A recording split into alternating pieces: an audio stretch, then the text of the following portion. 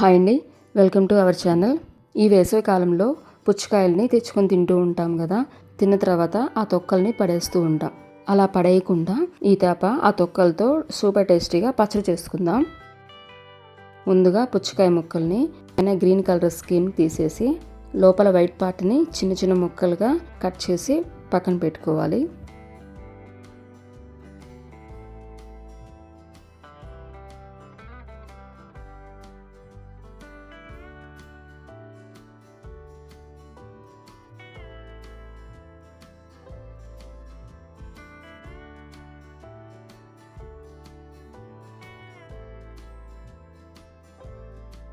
ఇప్పుడు ఒక కడాయి తీసుకుని అందులో కొద్దిగా ఆయిల్ వేసి వేడయ్యాక పోపు దినుసులు, ఇంకా ధనియాలు, నువ్వులు, కరివేపాకు, ఇంకా గ్రీన్ చిల్లీస్ని కూడా ఒక 10 వరకు తీసుకున్నాను.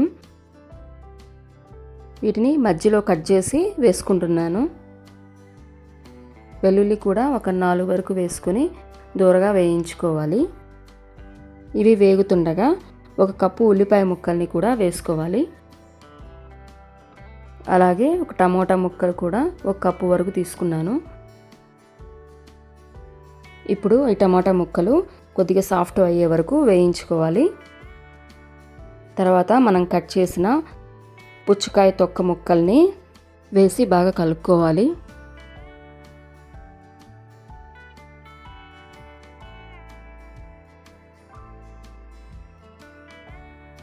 ఇప్పుడు ఇందులో పసుపు పొడిని ఇంకా 1 టీ స్పూన్ ఉప్పును కూడా వేసి బాగా కలుపుకోవాలి.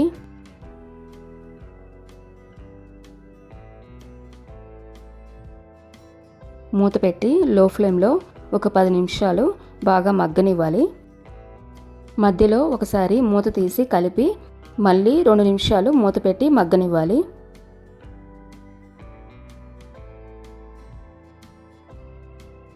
బాగా వేగిన తర్వాత స్టవ్ ఆఫ్ చేసి ఇవన్నీ పూర్తిగా చల్లారనివ్వాలి. ఇవి చల్లారేలోపు పచ్చడికి పోపు పెట్టుకుందాము.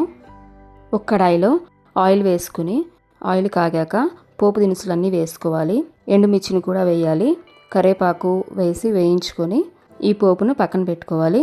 ఇప్పుడు చల్లారిన మిశ్రమాన్ని మిక్సీలో వేసి పచ్చడిలా గ్రైండ్ చేసుకోవాలి. ఇప్పుడు వేయించుకున్న పోపు పచ్చడిలో వేసుకుంటే పుచ్చకాయ తొక్క పచ్చడి రెడీ అయింది. ఈ పచ్చడి రైస్లోకి, రోటీలోకి, అన్ని రకాల టిఫిన్స్లోకి బాగుంటుంది. ఒక్కసారి ఇలా ట్రై చేసి చూడండి. Thank you for watching.